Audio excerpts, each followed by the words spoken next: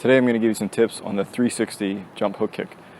This is just a fun Taekwondo kick that we practice as a more challenging, more powerful version of the regular jump spinning hook kick, mostly for demonstration purposes, but this can have practical uses in sparring matches, whether it be to land the technique from a distance or just to serve as a decoy for another upcoming technique. Of course, before you start practicing this kick, I would have down your standing turn back hook kick, which in turn is also your stepping turn hook kick and also your jump spinning hook kick. And even once you have those kicks down, the most important thing you want to be practicing with your hook kicks is with your chamber. A lot of times we tend to lift our leg up straight before we kick, coming all the way around like that, and that severely depletes our speed and our spin because we're sticking a part of our body out. But it also doesn't have the snap that you need with the chamber, and you're likely not going to reach your target with your kick because you're going to fall down before you can even reach it. So go ahead and video yourself. Make sure that you're chambering your kick just like a back kick, that you're not lifting your leg straight, and practice that until it becomes your muscle memory. But what separates this kick from a regular turning hook kick is the extra spin that you have. So I'm going to start with my kicking leg in front. I'm left-legged, so my left leg is going in front versus in the back, which I normally do for my turning hook kicks. I'm putting it in front so that I can use my back leg, my non-kicking leg, to propel my jump and my spin to create that speed and the power in my kick. So what we practice doing is taking the back leg and not just lifting it.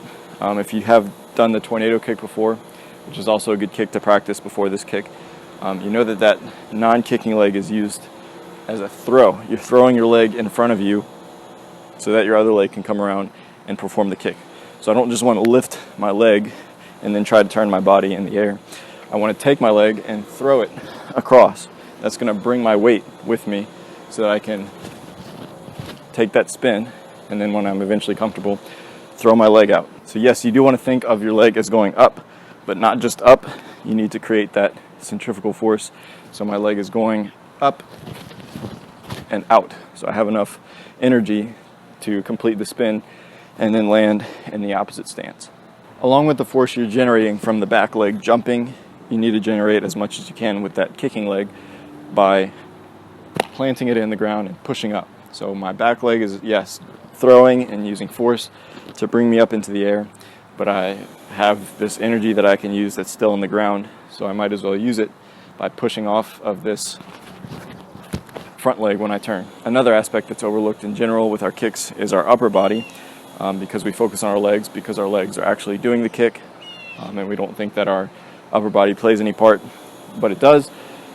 So just like we talked about our leg, our non-kicking leg creating that speed and that momentum, our arms are going to do the same thing. So I'm taking my arms and I'm bringing them out to create the spinning force that I need along with my leg. And then of course, once I get up into the air in my spin, I want to bring my arms in because I don't want to leave them out to deplete my speed, like we talked about with your leg being out, depleting your speed. But at the beginning of the spin, you want to throw your arms across you, and you'll be surprised at how much more force you can create when you're doing this kick.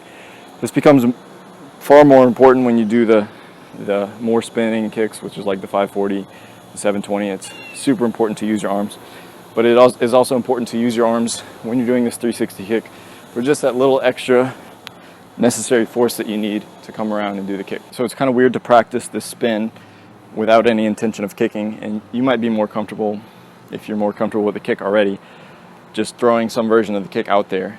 But if you're not, you can just definitely practice doing the spinning motion without the kick at the end, and then focus on landing back in the opposite guarding stance. But for some people that does more harm than good, so you do what's best for you. If you just need to put some kind of effort into that leg just so you have some kind of reference point, then by all means do that, as long as you're not putting yourself in danger. But once you do feel comfortable enough to start fine-tuning your kick, the things you're looking for is, like we talked about, is your chamber, is lifting your leg near to your body and almost just kicking it like a back kick, and then dragging it across, rechambering it, and landing. And I do recommend putting some kind of camera on you when you're practicing, because there's no other way to see an outside perspective of your kick or whatever technique you're doing. And there's always things you'll notice when you look at it through a lens after the fact versus when you're in the middle of doing the kick in your own body. But what you're aiming to do is a fluid motion coming forward with all your energy, and then at that very last moment extending the leg and then bringing it back in. And you might notice me pulling back slightly before I generate my kick, and that's just to give myself a little bit extra room before I go into my kick. And you can do that if you're doing this for a demonstration or for a breaking technique. Obviously you don't want to use this in a sparring match because that's just a giveaway. In a sparring match you're going to have to sacrifice some of that flashiness just to get into the kick as quickly as you can. But I wouldn't recommend practicing this at all if you're doing that for sparring, but that's just my opinion. And with the landing, obviously it's important to land cleanly. Again, if you're doing this in sparring, you need to recover quickly. But even if you're performing this as a demonstration or a breaking technique, you obviously want to land soundly and you want to have good balance with your technique. So it's not enough to just have the kick properly. You need to have enough generated force to land from the kick with your leg coming all the way back in the opposite position, so you can land in your stance.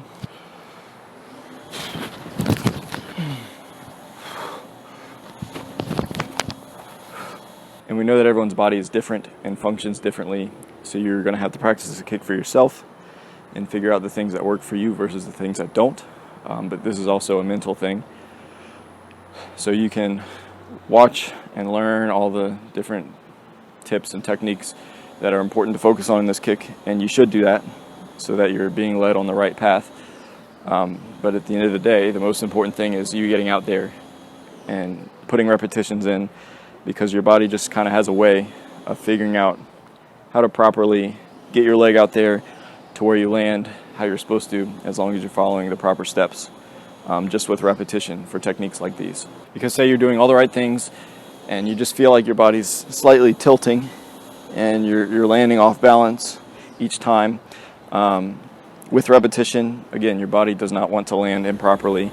So subconsciously your mind works with muscle memory and performs these calculations that we don't have to physically do, to kind of work you back into where you need to be to land properly. So I would get out there and get something soft. Grass is pretty okay for this technique, but if you have mats, that's fine as well, as long as they have a slight firmness to them so you can push off of them and they don't absorb all of your impact.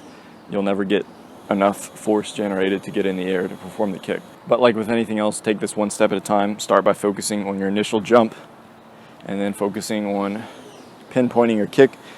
If you have a bag or a target, it's good to practice on, but I don't think it's necessary.